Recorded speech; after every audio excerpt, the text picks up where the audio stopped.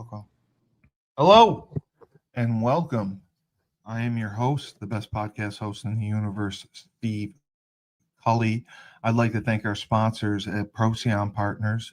Procyon, one of the top 50 fastest growing companies in the nation. They specialize in employee benefits, wealth management, and retirement planning. President Sean Rabinowitz, proud supporter of our podcast network and everything we do. Green Street Trust International, owned and operated by Rennell Jump and UConn legendary men's basketball player Jake Voskuhl. They specialize in tax plans for businesses large or small. They will save you money or get you a big fat return on your taxes. To schedule your free strategic tax planning session today, go to www.greenstreettrust.com. Pete Finch and the Finch Law Firm is located in Bridgeport, Connecticut. If you've suffered any type of personal injury, slip and fall, car accident, your mother-in-law ran you over with her car, your wife got angry one night and decided to stab you, the Finch Firm is for you. Pete has won legal battles all across the state of Connecticut. He will go to war to get every dollar you deserve in compensation. You just have to remember, in a pinch, call Finch or go to his website, thefinchfirm.com. Dynamic Human Performance is owned and operated by UConn legendary running back Andre Dixon. He trains boys and girls of all ages, all sports. He has a boot camp program 7 days a week, 6 a.m. You want to get in shape, you go to Andre. He has an athletic development program where he trains boys and girls in the sport of their choice from the ground up, helps them reach their full potential, be the best they can possibly be. Andre has sent boys and girls to college on scholarship for all different types of sports. To work with the best, he has a 5,000 square foot state-of-the-art facility in Hartford, Connecticut. Go to www.dynamichumanperformance.com. All right, and here we are. Merry Christmas to everyone from Broker Than You. Happy Festivus. Festivus for the rest of us. Wow. That was yesterday. Wow. I got a lot of grievances with you people. You're going to hear them all. Exactly. I got my poll and everything. I'm the best podcast host in the universe, Steve Cully. With me, as always, entrepreneur extraordinaire, owner of FreshFold Laundry Co. in Chapel Hill, North Carolina, high-end laundry service, Mr. Nedvonne Young. Nedvonne? Hey, thanks for having me again. Good to be back. Great to see you repping the Connecticut. Yes. Yeah, you gotta get a little bit. It's an old school. I love it. It is old school. It is old school. Yeah. And Mr. James Whitfield, Luther James Insurance, who set a record in probably his sixth show. Wow. He had over 40,000 viewers on his show. Thank you, everybody. 40,000 viewers. I kept sending him a link so he could see his viewership, and it just blew up. It just blew up. Everything that you were presenting was on point, and like I said, so many people just were clueless about what life insurance is, what it can do for you, the benefits of it, and especially being tax free.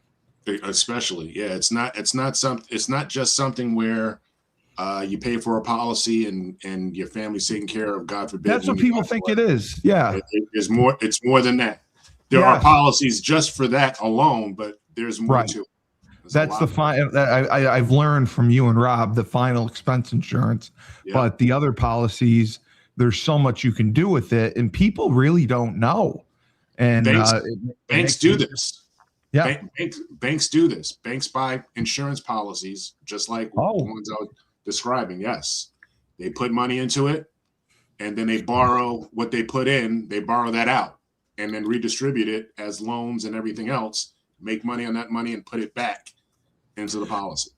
So I am going to start because I have to ask you a personal question about myself. I am not the best driver. Okay. In 2023, I had several accidents. I think I had 3. One of them, I hit a tractor trailer, totaled my car. Wow. And everyone thought I was dead. The EMTs took 45 minutes to get there because I didn't think anyone survived. Wow. So I have struggled with getting car insurance. Okay. The insurers that I found that would cover me, it would end up being like $5,000 a year. Yeah, because New York is expensive anyway. Okay. I was just curious. Is there it's been 2 years now. It's going to be going on 3. Is there any possibility that I could get something lower? It's possible. I think in New York for auto insurance, like for stuff to come off your record, I think it's anywhere between 3 and 5 years. It's not going to happen in 2. It's like 3 and 5 years. Okay. So it would be 3 years before it would actually come off my record. Correct. Okay. So Josiah. Term is the worst insurance you can buy, bro. He said whole life is trash. Wow. Yeah. You got the wrong policies. You got to come see me. I'll school you a little bit. So that's crazy. He said that. One of the questions we had after last week, Nedvonne, it's something I am not familiar with, so that's why I'm going to ask you. People were asking about payroll specifically, because I guess there's different companies. I Chris Hill, a friend of mine, I know works for Paychex. What are good companies to use for payroll, for paying your employees? Because that seems to be an issue that some people are having. There's a few out there. I've used in the past. Some people just kind of don't use it, just kind of pay them. They just kind of put stuff on a spreadsheet. Right. That's like, when you start now, like Quicken, like something like that. I mean, people just kind of use their what is it? QuickBooks, and then QuickBooks. So QuickBooks, but then there's another one. I've used them. It's I think it's Gusto. Okay. Gusto is a good one. Let me just look up real quick. I think it's Gusto. Yeah, Gusto. So Gusto does like payroll. They do a bunch of stuff, HR. And then once you pull up Gusto, they have other ones. Like you'll have Go Paycheck, Rippling. It's a bunch of other ones that be sponsored. But Gusto is something I've used. It was very kind of cost effective. And what's cool about Gusto, if I recall correctly, is that they have like an HR component. Like you can have it where they do like you can send a link and have the individual register, like they can put their information in. So it's not like directly to you. You have records of everything, but they'll send them like for like a W4. They got to, for them to fill out the W4 form and any other things you can have set up with them. And even if you were offering benefits, they'll do all that can be done through Gusto. And Gusto usually has like a kind of a la carte per client, per employee type thing. So back when I used it back in the day, it was inexpensive. It was like somewhere between $6 and $8 a employee. But it might be 12 to 15 now. When inflation might be $15, right? Which is not that bad. Okay. James, I mean, do you have experience with this? Is there a certain service that you may use or recommend as far as? I don't do payroll. It's just Yeah, me. that's what I figured. And when I recruit other agents, when other agents work for me, they get paid right from the carrier. Right, exactly. And like you were talking about, you would, because we had some people who asked questions before. You would take people on commission basis and kind of train them yourself. Correct. That is something you would love to do. Yep. Yeah. And you do a lot of work in New York. Yeah. But you're also in Connecticut. You were getting licensed in Connecticut. And then you were working on getting the license down in Atlanta in Georgia, yep. Correct? Doing Georgia as we speak. Okay, good. So Fresh, what would you say about, you're in an exclusive market, I would say. And I really think that you already are innovative. How would you say that you could continue to stay innovative or improve your business going into your second year? Because they say, like with football, you improve the most from your first game to your second game. They say in business that from your first year to your second year is where you can see significant growth. Yeah, I will say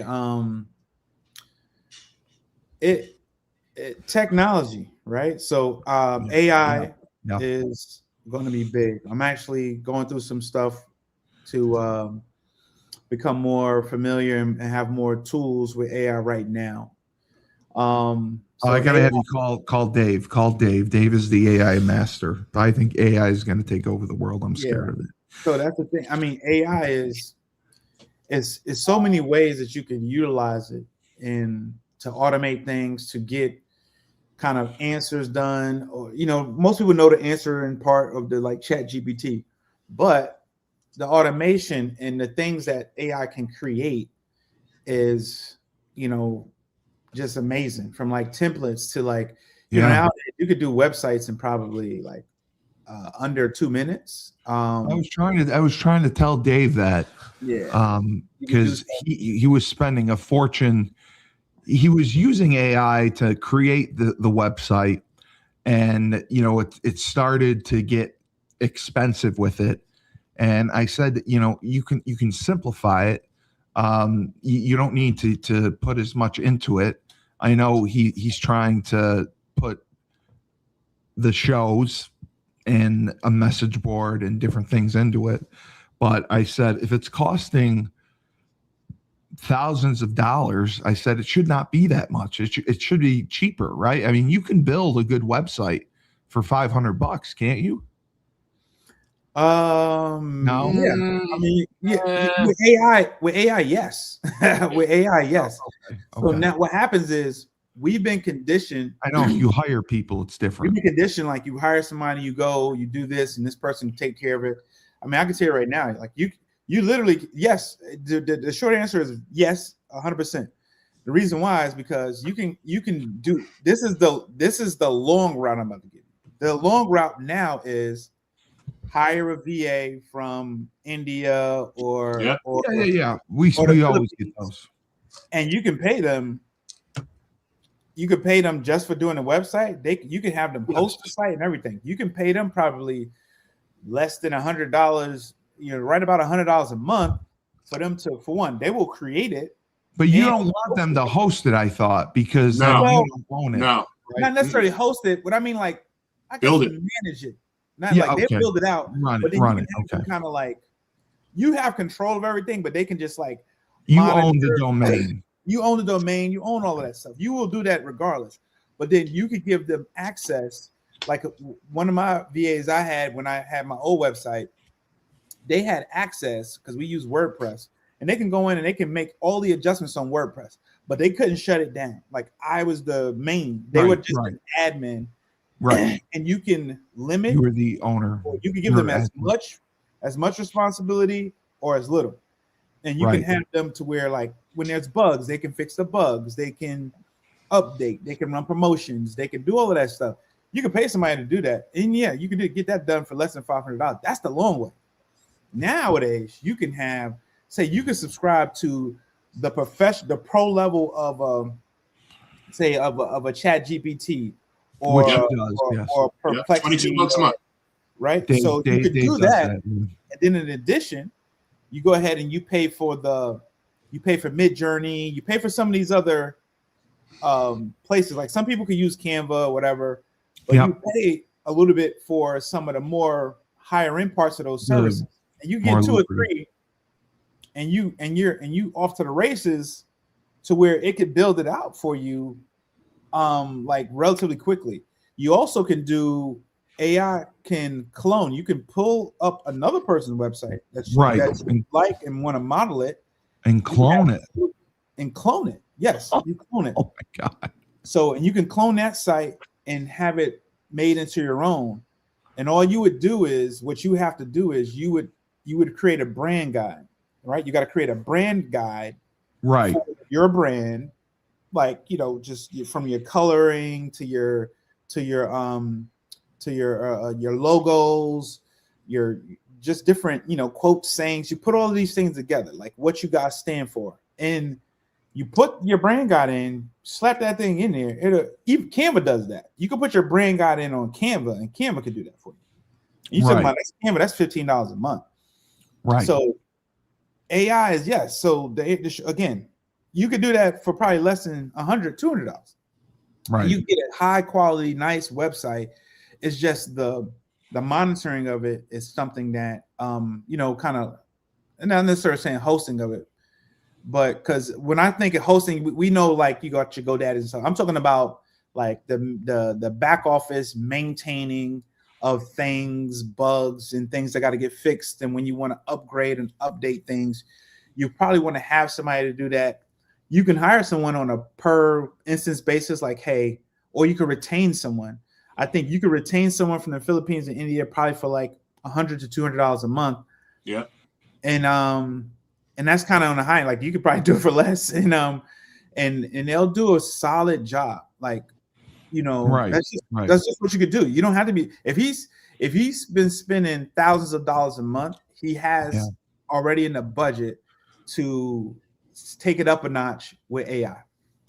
Yeah, he's just getting frustrated because he's trying to build out the end of it, and it's not doing what it wants him to do, what he wants it to do. So that's why he's been getting frustrated. So that's why I was curious. I don't mean to cut you off. Probably a part of it is because what we tend to do is we try to be perfectionists. Yeah, he does. And as being a perfectionist, he needs to just go. I would literally tell him, pick 3. A lot of times you just look at what you would call quote unquote competitors and pick 3 sites of competitors, if you will, or sites that you admire. You think, I would love for mine to look like this. It doesn't necessarily have to be in your industry, but it could be like, all right, this is something that I would love our site to look like this, flow like this, just the way you click and flow. And then you literally could reach out to the person. You reach out and be like, hey, who do you guys use? If they had somebody, you can say, oh, you know, find out who they use or what service or system they use. And then worst case scenario, right, you could use them. Best case scenario, you can clone it and have somebody else run it and probably be doing it for, you know, a fraction of the budget that he's been putting towards it. And the thing is, you want to be as hands off as you can. I would want to have control, like anything else. You want to control, but you don't, you know, you want to control everything, but you don't want to be the person that has to be relied upon for it to function. Because if something goes down or happens to you, then you're in a tight spot. Hey, do you want to come on a podcast? I would say that right now. Yeah, we're doing Broker Than You. You want to come on for a little while? I had somebody build mine. Okay, I'll text you the link. I went to Fiverr. But yeah, Fiverr. We're Yeah, getting I a get it. treat. Razul's going to come on. Oh, okay. Okay. Yeah, Zulu in a so- minute. Yeah, Yeah, he's I did excited. fiber with mine, and then I built a relationship with the guy building the site and talked to him off the site and got a better deal for him and me, and because their money gets discounted from being on the website, and he maintains my stuff. So, James, there was a question for you. Just give me 1 second so I can text this to Razul.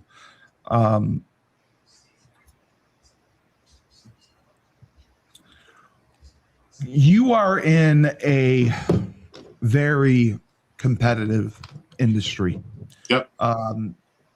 And there's a lot of agents out there. There's agents that work for companies. You obviously are independent. Oh, here he is. Hey, Razul, good to see Mr. you. Wallace, What's going on, gentlemen? How you guys doing? Zulu. good. So, James, let me ask you this a question. How would you say you differentiate yourself from others in this industry? Because, like I said, your industry, hyper competitive. Mhm. You're an independent agent. You work with many different companies. You don't work with one specific company. No, God no.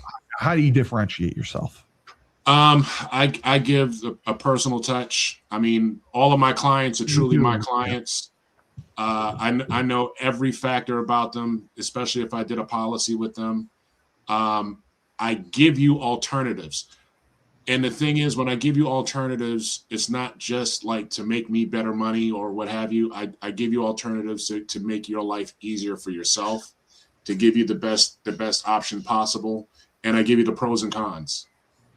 I give you any policy you're getting, I'm giving you the pros and cons. It's just like I said before, I don't believe in term life insurance because to me, you're spending something for 20, 30 years and you're not getting anything from it, especially when you're giving up all that money to pay for it. And the fact that when that term is over and you stay with that company, even if you go somewhere else, the next 20, 30 years is more money than the original policy that you opened up with, and you have no cash buildup. And I give the pros and cons. I give whether even if I'm selling them whole life, I'm like, listen, you're buying this because you're trying to save up for your retirement. You're not just using this for the death benefit. Don't look at the death benefit as the end all or be all.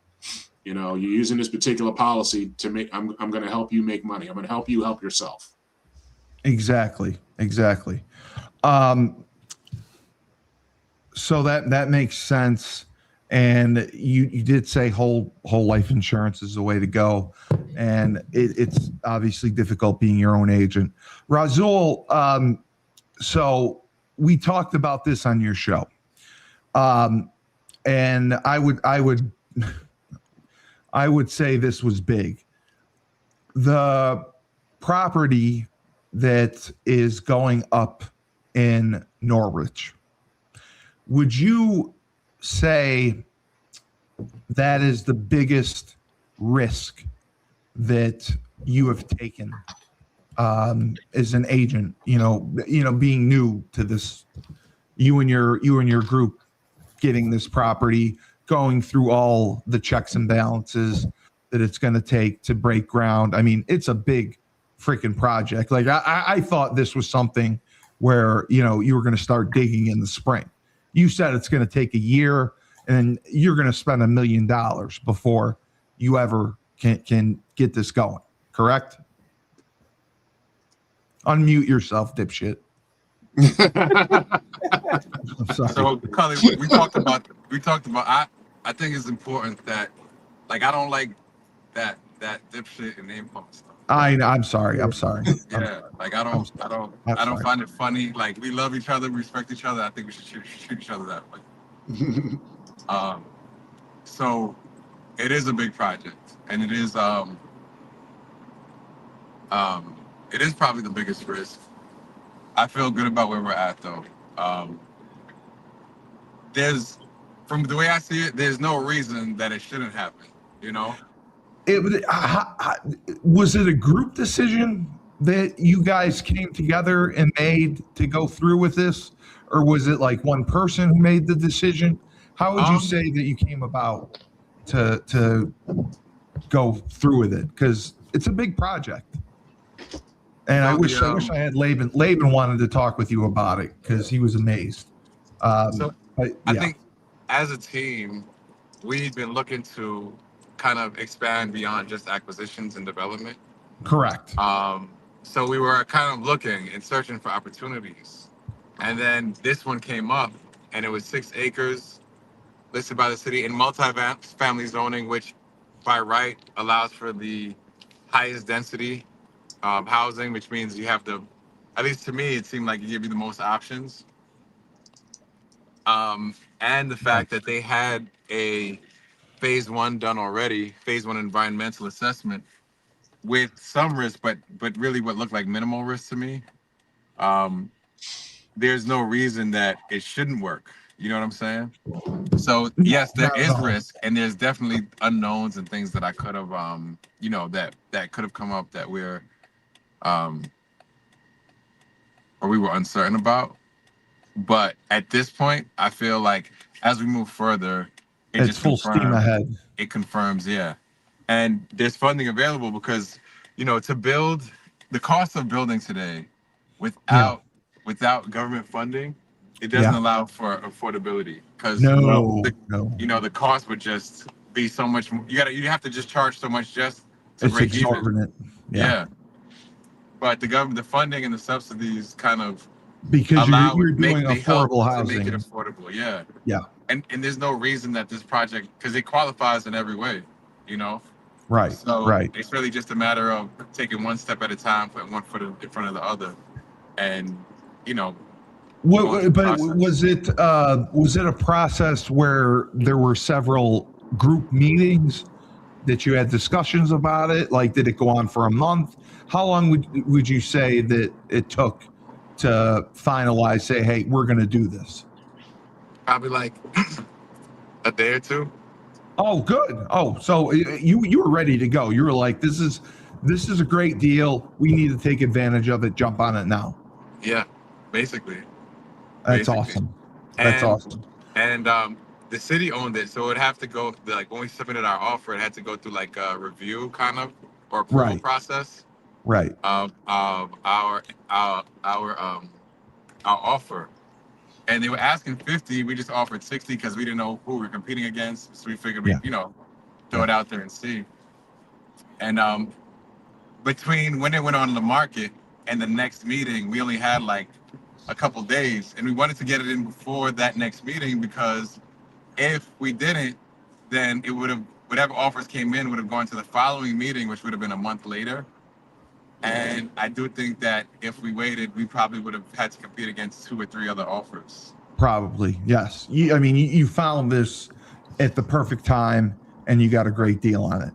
Now, Fresh, you have a new location. You went through something, buying a commercial property, correct?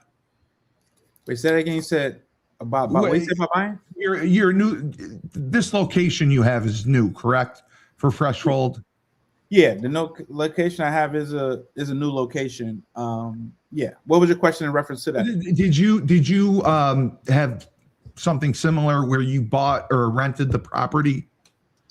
Yeah. So initially, I was renting a property in one location. Correct. And then now we're renting in a different location. It's a better location now. Much better.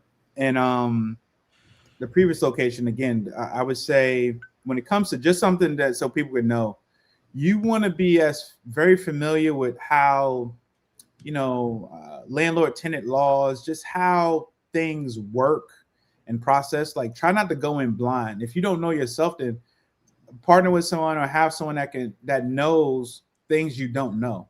Like that is how you should choose partnerships. You should have certain skill sets and things that you bring to the table, and someone else, and you should have partners that bring other things to the table so that you guys can mutually benefit from what's going on. That said, when it comes to real estate, it is important to have somebody on your team that has the knowledge. If you don't have someone on your team that has the knowledge, you need to get the knowledge yourself. That's dealing with the real estate contracts and things like that. Worst case scenario, right? Go ahead, you bring in an attorney on a kind of case by case basis, somebody to review a contract, to review a lease, to review these things, and they'll let you know what's going on. If it's boilerplate, what parts of it boilerplate, what parts to be, what parts you should ask for concessions and adjustments. And to that point, that's what happened with me. I had my attorney review the updated lease, which is a contract, and because commercial, with commercial, those leases, that's not like a year or two lease. It's usually like, you're trying to lock in for like 5-10 years, Right. And to go and try to break those contracts, those can be tough as well. It can come with some harsh penalties. So when I was going into the contract, there were some things that I wanted adjusted. I wanted some concessions on some things, and the landlord didn't want to concede. And because he didn't want to concede, I said, "Deuces, I'm out." So I'm like, I don't need to do it. And it was a blessing, because for one, to exercise that right and that power, not many people feel like they can. Some people, they just think that you just go with the flow. Like, okay, I have an opportunity here. They just people only focus on all of the good things that can happen when it comes to being an entrepreneur and a business owner. They don't realize you have to know of what pitfalls could be there, or what could happen, what could go wrong. You don't have to dwell on it, but you need to be aware.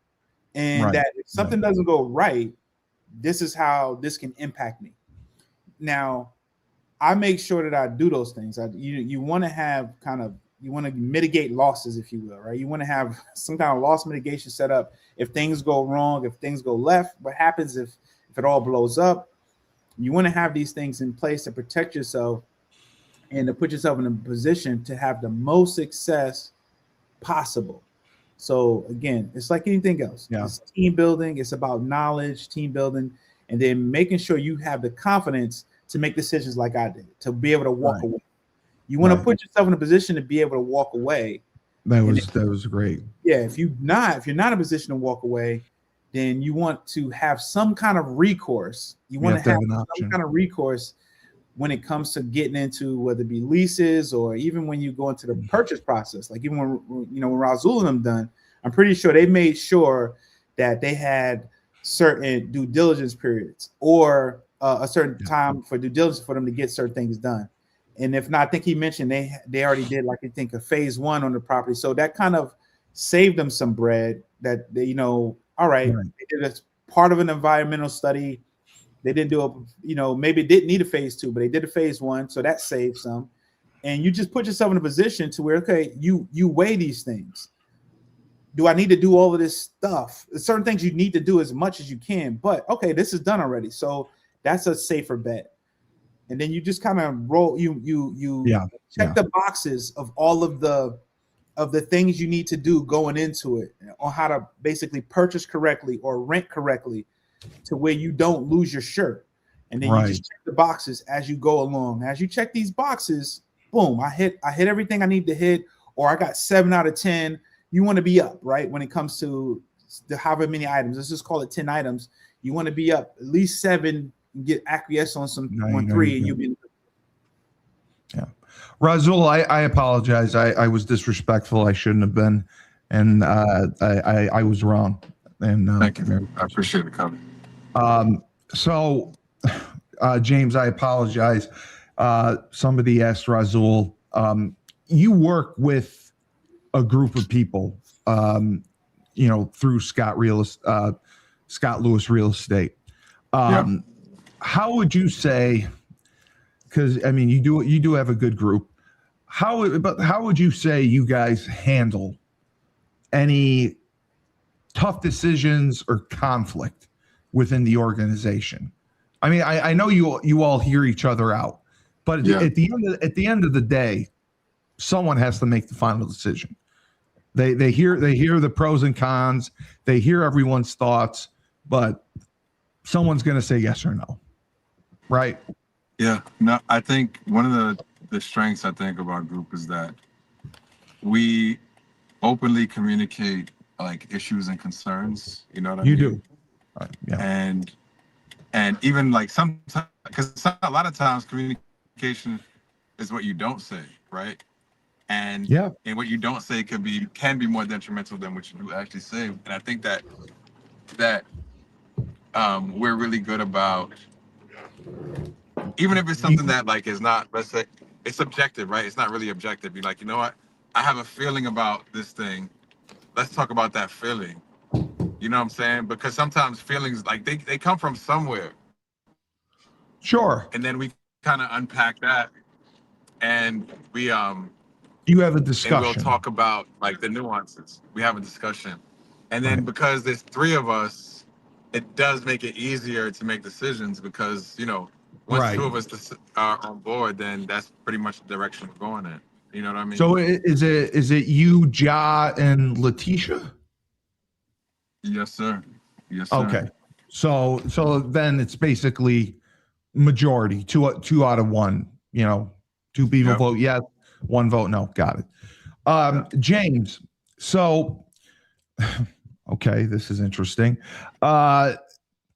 When you're dealing with people, how do you gather feedback, I guess, from your customers, and how does it influence your decisions going forward or working with other clients? Is there a way for you to get feedback? Because I know you always stay in contact with them. When they buy a policy with you, Yep. they're with you for 20 years.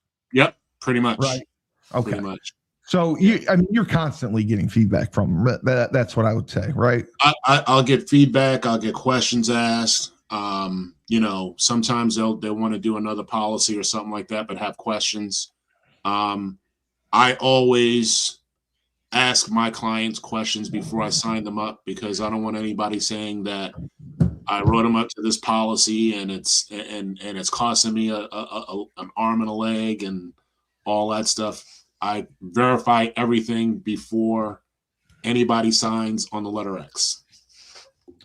And if somebody were to choose a policy that you think is less advantageous, that isn't going to benefit them as much, will you tell them Absolutely. that, hey, you know, I don't know if this is the best for you?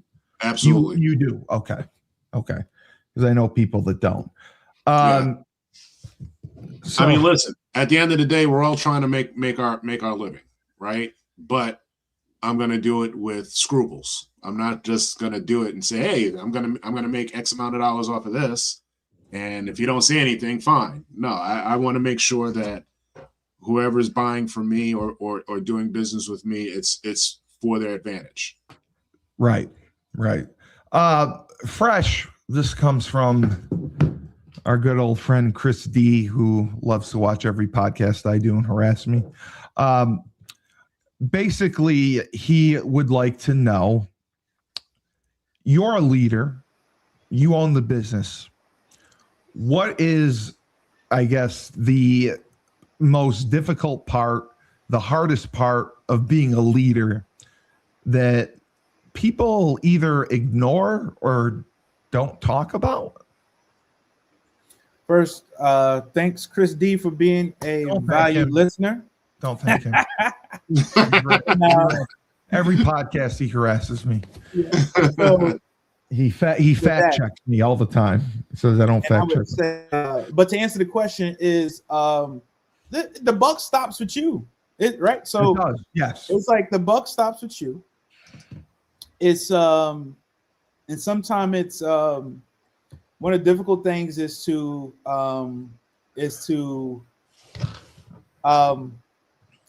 kind of relinquish control over things, if you will, right? Not micromanage. Yeah, like you don't want to micromanage, or sometimes it's not even the micromanage part. It's about like letting go of certain things. You may know that or feel that you could do something better, but sometimes because if the thing that you can do better doesn't really move the bottom line, that much, right? If somebody can do it okay or pretty good or decent, and it doesn't really move the bottom line, regardless, you want to be doing tasks that can move the bottom line. I want to be doing, and you do it all. I mean, what you said? You do it all. Like, you'll do deliveries, you'll do pickups. You don't ask anyone to do things that you won't do. Yeah. So I'm big on having to have done these things, but at the same time, I understand. You're the leader. It's better sometimes, like, hey, to whether you give up some money that I'm going to end up gaining more money later on down the road because I don't have to, or have what's most important is my time. So now it's only one of me. So now I can use my time to do things that are more income producing, and I'm not just, my time is not being spent doing things that are not as beneficial. So I would say that's something that's huge, and I appreciate the question, but don't tell him that ever. Yeah, but Steve, if I may, I want to just bring something up that I think is important. Right, we're in this the holiday season, but we also at the end of the year, it's very important that we, I think, address something that listeners need to be aware of at this time of the year, and just really need to kind of focus or refocus on. So this is a great time to start to prepare for the next year. Correct. And to get yourself in a good position to have a successful, or just a big 2026. And in order to do that, like anything else, right? We've all played some kind of sports, or been in part of teams or businesses and things like that. It comes with planning. So it's super important that we plan. We want to set aside a plan, right? And then I'm just kind of going over some notes about some of the things I have for planning. So just as business owners, here's some things that we want to do. Business owners, entrepreneurs, these are things that you should do as a business planner and entrepreneur. For one, you should budget, right? So you want to have your budget set up. You want to budget for things that are coming along in the future that you want to do. So you want to set a budget, right? That's kind of where you want to give yourself some limitations and things you need to do. A budget is important. If you haven't already set up some kind of retirement, put something aside for retirement. Start to put some kind of plan in place, right? And you can utilize someone like believe it or not, tools like insurance, like with James, with James, and you can self-manage some things. I'm gonna give a jewel. After I'm finished talking, I'll type it up. That can kind of cover some of these things towards the end that I'm going to talk about, that can kind of kill multiple birds with one stone. So you want to be invested in the market in some way. Like if you could, in kind of automate it, right? Because you're talking about the stock market, right? Yes, the stock market. So in the stock market, in a way, and there's ways that you could be into where you almost set it and forget it, where you're doing some kind of some systematic kind of dollar cost averaging type thing. You want to make sure you're getting that stuff done. All right. And then, so you want to have some dollar cost averaging, that's, I think is, what is it? ETFs. If I'm not mistaken, you want to have Vanguard has some things, Fidelity has some great products. Those things you could kind of put in there. You could start with, you smaller amounts, $20-$30 a week. Yeah, low risk. Low risk, and you start, and it grows compounding. You really, you can create yourself like a $8,000 a month income. Yeah, doing $35 a week on a Fidelity index. Yeah, you got to really. It's kind of like the insurance that I offer. You know what I mean? Because everything you're doing is on an index. So with an index, you reap the benefits of gains. You don't reap the benefits of the benefits of losing. For sure. Every time you gain, every time that market gains, you gain. You gain a point. You gain a couple of points to that market. Got it. Yep. So that part, right? So then, and also if you have like insurance policies and things like that, whether even your retirement accounts, everything, review your beneficiaries. Make sure your beneficiaries are up to date. So who's receiving what, right? That's a big time. Make sure thing you do like that. Or do a trust. Yep. Yeah. What'd you say? Or do a trust. Yes, or do a trust. And even if you have the trust, you're still going to need to have beneficiaries for that. So if you're creating a new product or your old one, you still need to review the beneficiaries or have an idea of who you want your beneficiaries to be. So that's important. Okay. Another part, commit to your education. So commit to your education of learning new things, whether that be in business, just being knowledgeable about things is huge, right? That's being committed to. And I would recommend at this point in age, like we can consume stuff a lot more. We spend so much time consuming things that don't necessarily benefit us. We can move that to beneficial things, like just doing a documentary, looking over some kind of documentary, one documentary a week, or like a TED Talk, something like that. Yes, a TED Talk is cool too. Yeah, a documentary, a TED Talk, where you're increasing your knowledge, and then also trying to consume a book a month or so, right? Every 30 to 60 days, you should be able to complete a book. There are some books that are not very long, that are very knowledgeable. Just one comes to mind. The Richest Man in Babylon is a great book. I think The Greatest Salesman in the World is another one. But there's some small books that you could get some, huge knowledge. A lot of knowledge out of. A lot of knowledge. In a short amount of time, where again, that book, you can do 2 pages a day. That book, you'll be done with that in probably 10 days. So I'll commit to my education, right? 1 book a month, a documentary a week, something like that, where you're consuming some things. Commit to education. Also, I would commit to plan to invest every month, right? Invest in something every month where your money's going to. Like that, some of these things can overlap where you're putting money in. That could be, where it can overlap when you're investing in, whether you're investing in people who have ideas and you're looking that way, or you could be investing in like dollar cost averaging type stuff. That's another thing. I would commit. We're taking care of the business stuff. You got to take care of yourself, right? You run the business. So you want to make sure you're working out. You're committing to, you want to commit to working out at least health and wellness. Yeah, health and wellness 4 days a week. Yeah. I would say between minimum 30 minutes if you can. I'm a big proponent of like kind of micro, at least I would say at least 15 minutes, right? Just to stay on brand with my 15 minutes of freedom things that I've been doing. You give yourself at least I would do 15 minutes a day every day. That's how I would do it. But if you give yourself about 30 minutes, 4 days a week, you're solid, right? Yeah. You give that would be a good place. So taking care of yourself. So work out. That makes a big difference.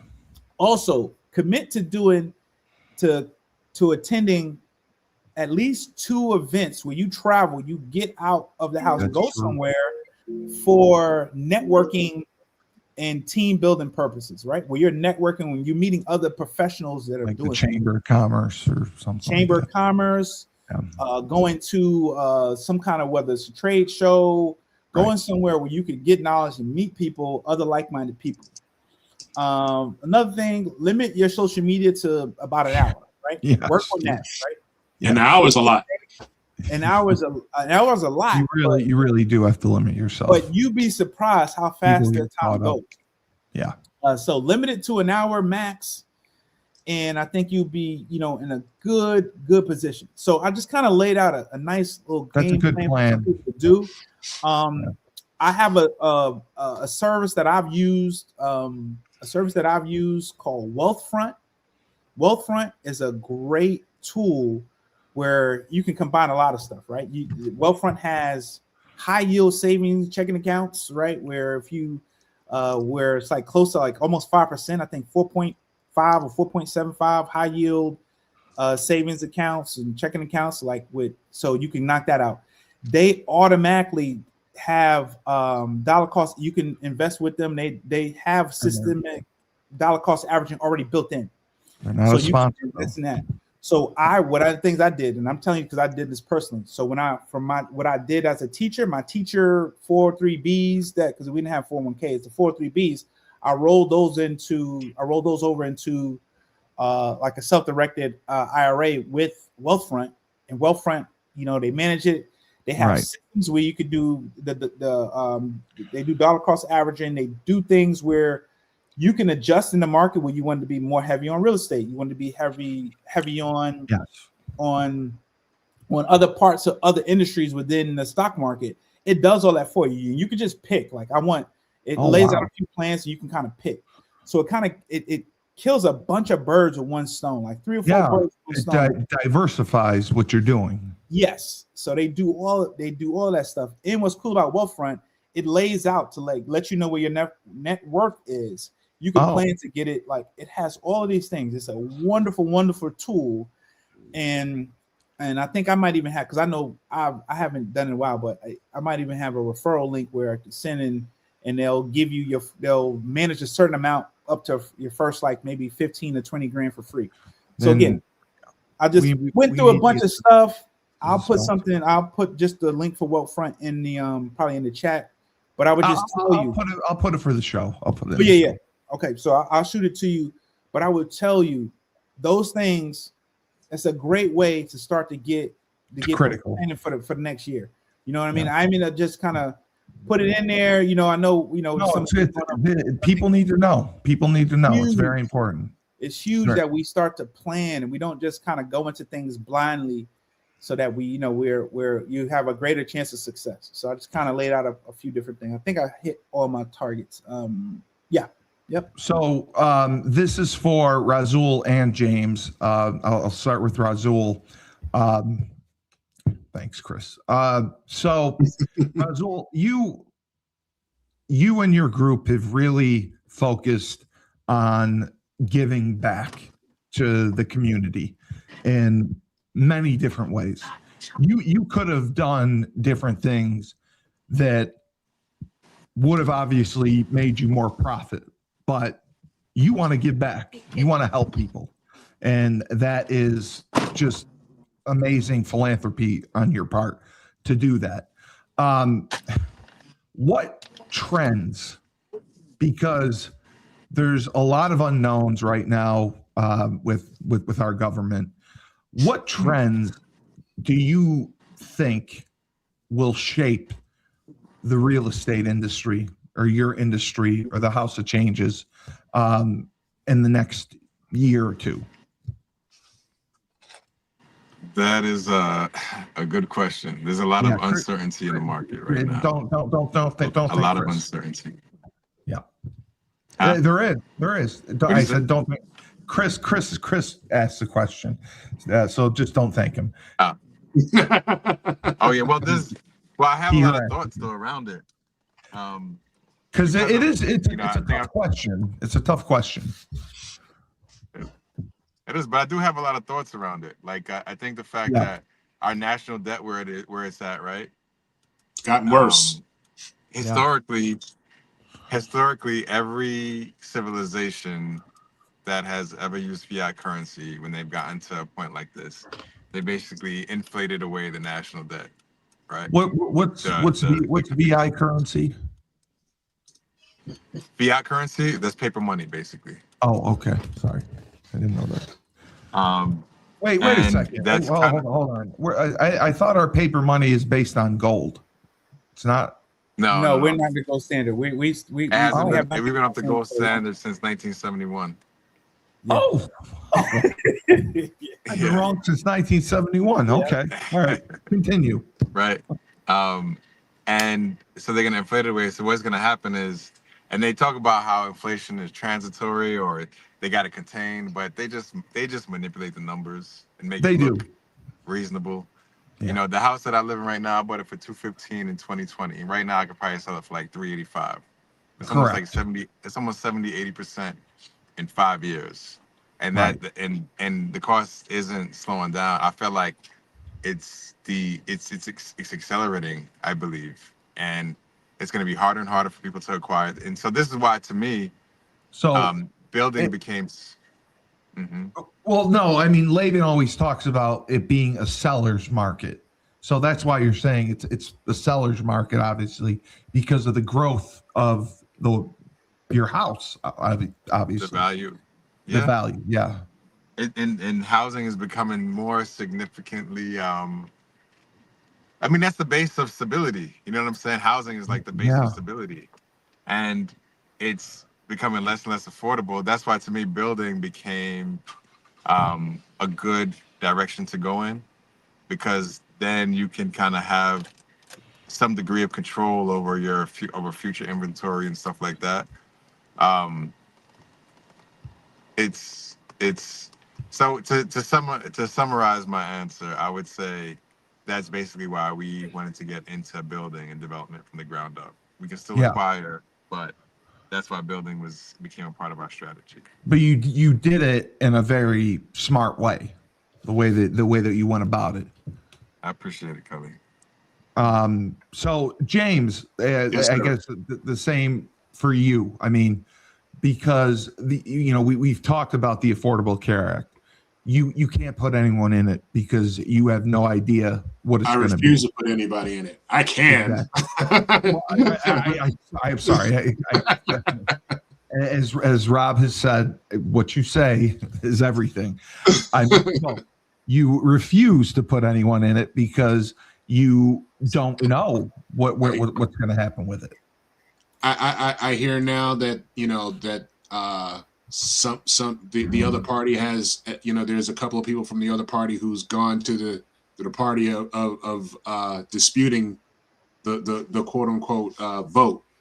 So now they said they have enough votes to pass the tax exempts, but I'll believe it when I see it. When I see it, it's just like I had somebody ask me to write them up for Medicare coming up in January. Right. You mentioned that. Yeah. Yeah. So I can do that more than I can do the ACA. Yeah. In all honesty.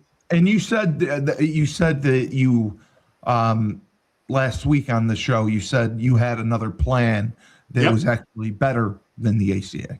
Yep. That you would go with. Okay.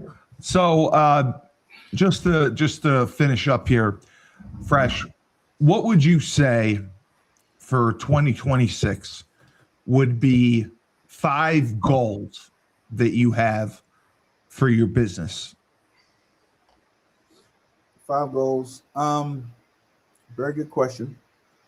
I would say my 5 goals. As basic as sound. I kind of touched on the things, the business plan with the plan. Yes. In general, I want to make sure I'm implementing those things into the business. One of the goals is to have less involvement in the day-to-day things with the company. Right, because your time is valuable. So have less involvement on the day-to-day, but have more more time put towards income producing things. And to that point, one of the major goals is to land at least 1, if not 2, like major, like big client type deals. Like, for instance, like getting a government contract where we're doing one of the VAs. We're doing a VA where we're doing, 150,000 pounds a year, right? Something like that. So want to get things like that. Another goal is I have a guy in the industry I'm with, cool guy. We're pretty cool, and he has a lot going on. I would love to, believe it or not, it will help my business by me helping somebody else's business. I really want to help this guy who we started to become friends. We're pretty cool friends now, but I really want to. He's doing so much. Actually, not even in my market, in like the DMV, Maryland area. I would love to be able to help him. And I think by me helping him, I just know it will help my business, but I just want to, be able to help someone else, because it's like the law of reciprocity, right? Absolutely. So if I'm helping, I just know it's going to come back. So help someone else grow, and I think in turn it'll help me. And I think you'll be able to do something with my cousin as well. My cousin thinks he can work with you. I'm glad you brought that up. I need to follow up with your cousin. He really loves everything that you're doing, and he thinks you can. He does dry cleaning, so that's why he believes he can collaborate and do something with you. Yeah, for sure. And that's big. So some of the stuff that he's done, like definitely want to do. We know certain things change, but with things with him, like things come back around. So I think it will come back around. Right. So I just want to do that. Want to get a major client. Want to help someone else, and want to. Obviously, want to. I want to. I think I mentioned incorporate. I want to incorporate AI as much as possible. So we want to have AI like really. We want to be one of the like leaders for AI in the industry, because I know in my industry it can work in almost every industry, pretty much every industry. Yeah. But there's a lot of old guard type people in my industry that are just like, all right, this is how we do it. We've been doing it for the last 40 years. The last 40 years. And they don't realize like this is how, things have changed. And then the last thing where I still can't 100% mention, I want to roll out this, I have this model that I'm working on that will be transformational. Like I think it can change the industry. Yeah. So I'm working on something that will change the industry on on how things are done. So, and would it be something that where you would need investors as well? You would take on investors, or would you do it yourself? Yes, I would take on investors because I like to, for one, to mitigate risk, and I think it'll allow some people to come in and get into the industry. And I think the more people to come into the industry, people have different skills and knowledge and skill sets that it's bound to bring someone in that looks at something from a different angle, and they can see something that I can't see. I like to cover my blind spot. So if somebody can see something that I can't see, and they can bring even more, more. You want their expertise, yes, or just a different angle on how to approach something.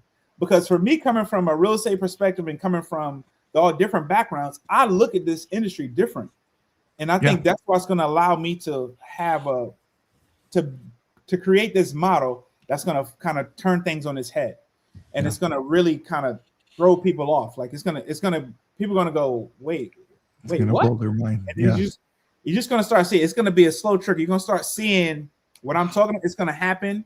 You're going to start seeing what I'm talking about, and I but I can't, it's still. No, don't reveal it. I get it. But it's coming. Good. So those would be the things I would say, And we'll put you in touch with Sean Rabinowitz if you need any investors, because he's got money. Okay, good. All right, good. Razul, I got to get Razul. I think he got out of his car. Yeah, once he logs back on. But all right, Razul, if you could unmute yourself, please. Just unmute yourself. Let me try. Let me see if I can unmute him.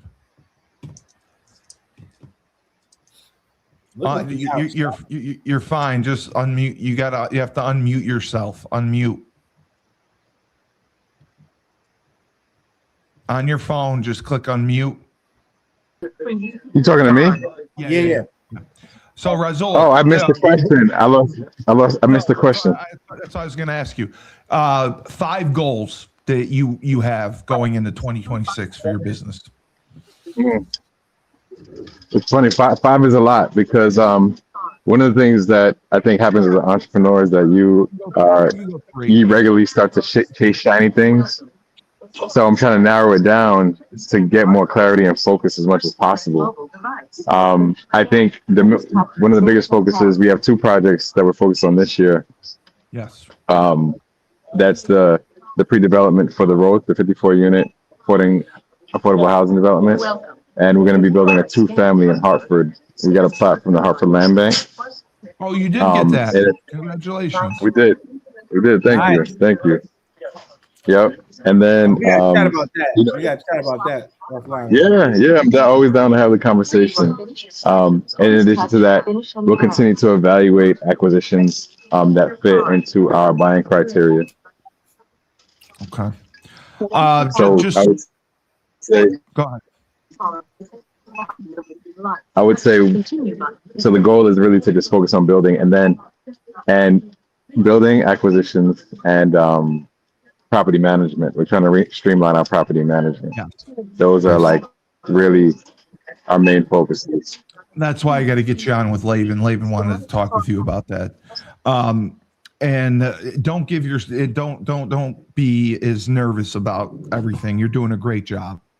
You've done a great job this year for 1 year of doing the House of Changes and this project that you got. I think you have accomplished a great deal in 1 year, and you should be proud of that. And I think you can definitely build on it for 2026.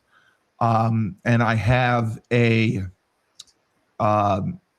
meeting for you or whoever with Gatehouse Recovery Center in New Hampshire to talk with you about getting their clients once they finish their program.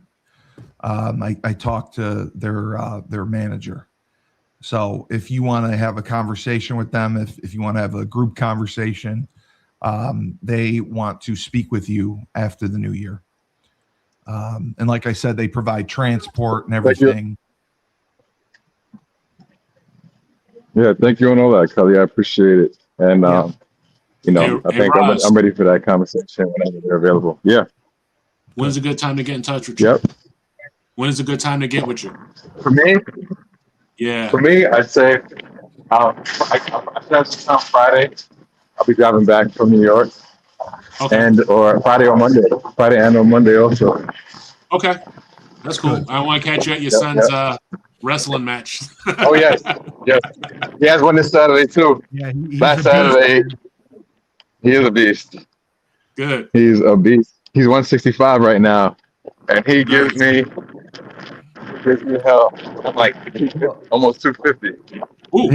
His other son was a state champion. Oh, wow. Yeah. So I think this one has a good shot at getting one, too. What grade's he in? He's a senior. Oh, he's a senior. Okay. So, James, I would ask you the same thing. You don't have to name 5 goals. If you want to go with 3 goals that you would have for 2026. For 3 goals for 2026, is getting more consistency, getting more good clients on a consistent basis. Right. That's important. Because you were saying 5 to 10 if you can get that a week, right? Yeah. Okay. Yeah. And okay. I don't want to put my revenue out there yet, but my plan is a seriously good revenue this year. Yeah. Because was this your 3rd year doing this on your own? No, this is going on year 4. Oh, this is okay. So this will be your 4th. Okay. Yeah, this will be my 4th coming up. Yeah. Really in March makes my 4th year. Right. So, I'm my goal under my own pen is to write a certain number of which is really a significant. Not talking 5 or 10 grand. This is no. But you prefer obviously clients who want life insurance. You don't want to be doing. I don't want to convince you. Like that. Like you shouldn't be talking to me to convince you. If you're talking to me, you already know what you want. It's just you don't know what you want. You want to do something, but you don't know what it is. Right. So, right. You want right. But I mean, if someone comes to you and wants to do health insurance, is that something you'll take on if they have the right amount of revenue? Okay. Well, it's not even the revenue. It's more of, are you going to be consistent with it? Because it doesn't make sense to sign up for something and then you don't pay for it. Exactly, because then it screws you over. Screws you over. Absolutely. I completely understand. Well, guys, great show. Thank you so much for appearing on Christmas Eve. I want to shout out my sister. It's her birthday. Oh, great. Happy birthday. I would sing, but we have horrible voices. And so just so you know, because of our viewership, we are now able to run ads on YouTube TV. So I have started to do that. James, I created an ad for you. I took care of you before I even saw the invoice. Oh, okay. Beautiful. But I started running it this week. I hope it works out, and I hope it's something that we can do. It pays off, and we can do it monthly. I think it'll work. YouTube you want to record TV on Friday? Yeah, absolutely. But yeah, for sure. And like I said, 80 million people have YouTube TV. So I think you can do it for $25 to $30 a day and do it for a full week, or you can load it up and try to do it for 3 days a week. Okay. So I'm trying it out for the full week to see the benefit of it. You can choose, you want it to air in prime time, you want it to air on network TV. That's perfect. And it's just a great opportunity to have, but we got the viewership thanks to you guys and the hard work you put in doing this show. The show has exploded in viewership the last few weeks, and I appreciate your contributions to it. Razul, you saw your show. Your show did phenomenal. I mean, 24,000 viewers. That's just on YouTube alone. That was great. That was pretty good. That was cool. So we're going in the right direction, and I think that it's a tool that you can use, that Ashley can use if she's meeting with small businesses to get sponsorships, because you can offer them advertising, and it's highly targeted. So mention that, and I think that'll help you bring in more sponsorship money. And if I have to come there and do the raffle myself, I'll do it. All right. Just give me an air mattress. But all right. Fresh, thank you again. Your knowledge and wise leadership has been great for the show, and the explosion we've had in viewership has been great. We're the number one business show in really from here to Buffalo right now, which is incredible. That's not syndicated or anything. And we provide good business advice. People have been very happy. People have been actively asking questions, which is great to see. So I just wanted to thank all of you for Nedvonne Young, Fresh CEO, FreshFold Laundry Co. James Whitfield, Luther James Insurance. Please contact him. And Razul Wallace, House of Changes, Scott Lewis Real Estate. He's doing a great job with his project in Norwich. I am Steve Cully, the best podcast host in the universe. Remember, when life gives you lemons, don't make lemonade. Just drink some eggnog. Down south, we have Julius Williams and the Trench Mob. Julius trains offensive and defensive linemen. They compete in 5v5 tournaments across the country and also go to college showcase camps. Proud to say they were undefeated at every tournament they attended. Every college showcase camp, a member of the Trench Mob was offered a college scholarship. He's in Decatur, Georgia. If you want to work with the best, work with the Trench Mob, www.battleofthetrenches.com. We have Nedvonne Young, FreshFold Laundry Company, Chapel Hill, North Carolina. High-end laundry service. They have you book online. You put your laundry out in a clear plastic bag. They pick it up, wash, dry, fold it for you at Land Speed Records. And they also have an online subscription model, weekly or bi-weekly. They offer now a pickup and delivery service, so you can have your laundry done without leaving the comfort of your own home.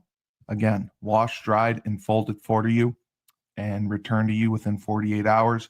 They also have an expedited service. They have deals for college students in the area as well.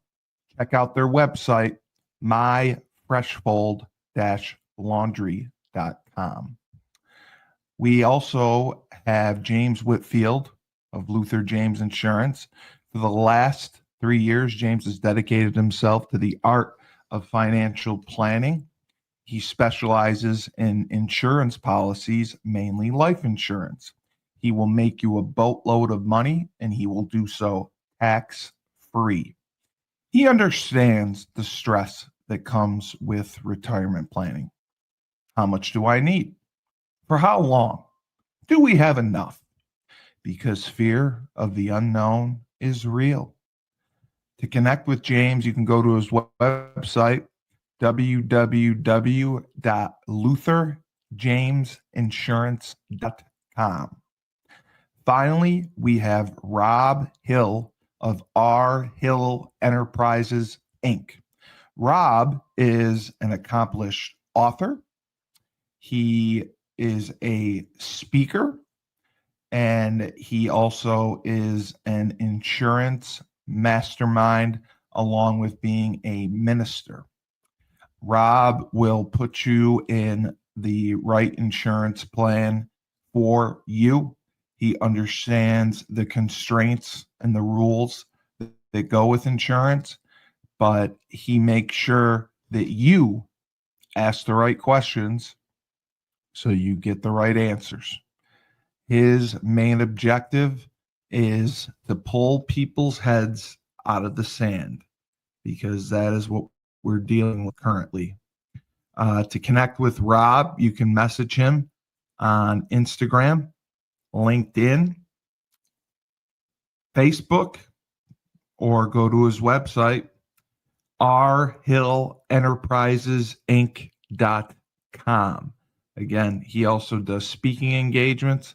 He is a phenomenal insurance agent out of Chicago, Illinois, and you should contact him for any advice, even if you don't want to work with him.